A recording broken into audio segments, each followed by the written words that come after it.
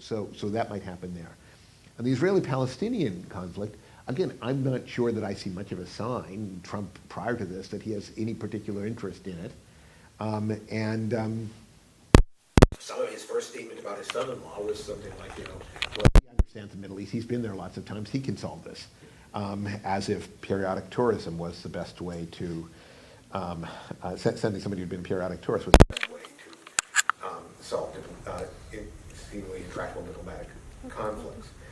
My guess is it doesn't make sense to ask what his core beliefs are. I'm not sure he has any.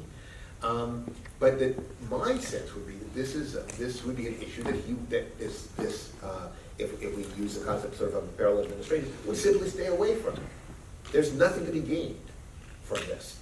There's nothing to be gained from any American initiative in this area at all. So I think you will see a retreat of American diplomacy. And from Trump himself, I would be very surprised if he had any inclination to get involved in sort of negotiating a deal when there's no deal to be negotiated. So I would expect him to basically do nothing and to leave those people who do have strong feelings, who work for him, to speak as they like. I'm sorry, but more retreat compared even to Obama, you mean? Yes. More than Obama? Yes. Obama was happy to have the secretaries of state get involved in this. I'm not even sure the Secretary of State would be involved in that. So Yusuf? I have a question that relates to your perspective on how the Gulf countries would be impacted, in particular on two issues. The first, their investments in the U.S.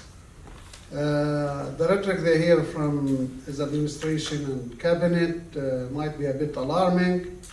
So I wonder if we would note that some countries, maybe Qatar or other countries, would start pulling their investments from the U.S. The second one is his stand on fracking and environment and how that is going to affect probably oil prices, which impacts the Gulf countries. Thank you.